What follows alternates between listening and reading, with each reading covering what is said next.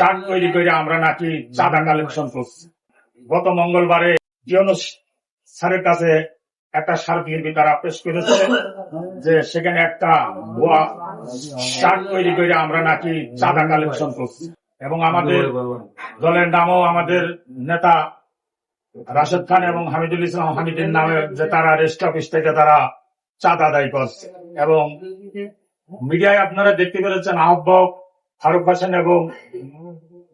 সদস্য সচিব আইজুল লস্করের নামে মিডিয়ার কাছে বিভিন্ন ভাবে তারা যে চাঁদাবাজি করছে রেস্ট অফিসই। আপনাদেরকে আমরা বলতে চাই, যদি কোনো লোকের কাছ থেকে আমরা যদি 10টি টাকা এই নামে যদি আমরা এই ফান্ডে আমরা এখনো কোনো কালেকশনেরও এখনো কোনো আমরা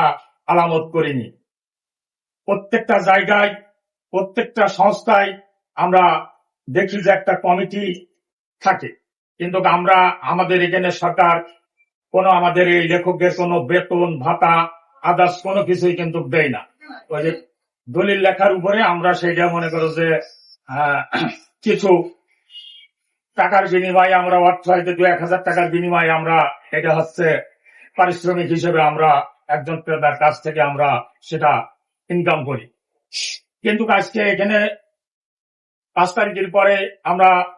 দেখতে পাই যে কিছু লেখকদের কোনো কাজকর্ম থাকে না, এবং অনেক সহকারী এখানে আছে তারা গাড়ি ভাড়া দিয়েও কিন্তু এখানে আসতে পারে না, এবং অনেক লেখকরা যারা দেখা যাচ্ছে যে বাজারের প্যাকেট নিয়ে তারা থিয়ে টাকার যখন কাজ না হয় তারা কিন্তু বাড়ি ফিরে যেতে পারে না। সেই মর্মে আমরা এখানে আমরা একটা ফান্ড তৈরি করেছি, আমরা আলোচনার ভিতর দিয়েই সেটা আমরা সবকিছু করব। কিন্তু তার আগ দিয়েই দেখছি যে তারা বিভিন্ন ভাবে বিভিন্ন মিডিয়ায় সংবাদপত্রে তারা চাঁদাবাজি মানে যা যা তারা করার দরকার সেগুলো তারা করছে, এবং তারা এই যে ইউনূস স্যারের কাছে একটা ভুয়া চার্ট বানিয়ে তারা হচ্ছে ইউনূস স্যারের কাছে জমা দিয়েছে। ইউনূস স্যার আমার এবং ফারুকের তাৎক্ষণিক আমাদের ডাকার পরে আমরা সেখানে বলি যে স্যার এরকম আমাদের কোনো এখনো কোনো কালেকশনের কোনো আলামত নেই, এরকম আলোচনা আমাদের চলছে। যেহেতু একটা মানুষ যদি আমাদের একটা লেখক যদি মৃত্যুবরণ করে তার কিন্তু সেখানে আমাদের সহানুভূতি দেখাতে হবে, এবং একটা মানুষ যদি বিপদে পড়ে সেটাও আমাদের কিন্তু সেটা আমাদের এই ফান্ডের পক্ষ থেকে আমরা সেটা সহযোগিতা করতে চাই। কিন্তু এখনো পর্যন্ত আমরা কোনো কিছু করলাম না, তার আগ দিয়েই তারা এই যে একটা মহল আমাদের দলীয় লেখকের ভিতরে যে একটা মহল, সেই মহল কিন্তু এটা কিন্তু হচ্ছে বিভিন্ন ষড়যন্ত্র করে তারা কিন্তু এইগুলো কাজ বাস্তবায়ন করতে চাচ্ছে। স্যারের সাথে আমার কথা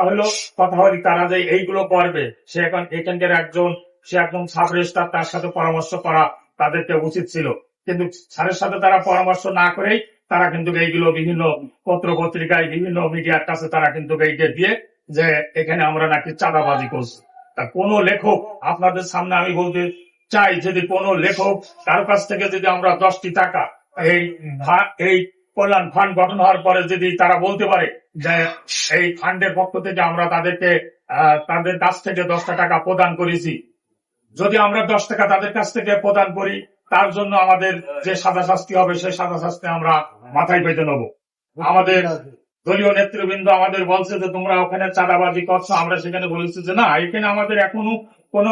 আলামতই হয়নি, তা আমরা কিভাবে চাঁদাবাজি করছি আপনারা হচ্ছে তদন্ত করে দেখেন যে আমরা এখানে কোনো চাঁদাবাজি করছি কিনা। কতিপয় এই কয়েকজন লেখক এই যে ষড়যন্ত্র করেছে, আমি বলতে চাই তাদেরকে হচ্ছে দৃষ্টান্তমূলক শাস্তির ব্যবস্থা করতে হবে, যেহেতু তারা বিগত সময়ও তারা যেভাবে এখানে ওই নাসিরের সাথে সংযোগ করে তারা এই রেজিস্ট্রি অফিসে তারা বিভিন্ন ভাবে তারা কিন্তু হচ্ছে মুনাফা তার কাছ থেকে লুটেছে। আমরা সেদিনকে কিন্তু এই রেজিস্ট্রি অফিসের ভিতরে কিন্তু আমরা সেদিনকে ঢুকতে পারি নাই, যে হেয়প্রতিপন্ন করার চেষ্টা করছে। এই হেয়প্রতিপন্ন আপনাদেরকেও মনে করেন মিডিয়ার কাছে আমরা বলতে চাই যে ঘিরাও আপনারা প্রত্যেকটা লেখকের কাছে আপনারা জিজ্ঞাসা করেন এবং তদন্ত করেন যে আমরা এই ঘটনার সাথে এই কল্যাণ ফান্ডের এই ঘটনার কমিটির পক্ষ থেকে চাঁদা আদায় করেছি কিনা এটা আপনারা সেটা হচ্ছে পরোক্ষভাবে আপনারা লেখকের কাছে আপনারা জানতে পারেন এবং তাদের কাছ থেকে আপনারা তথ্য নিতে পারেন।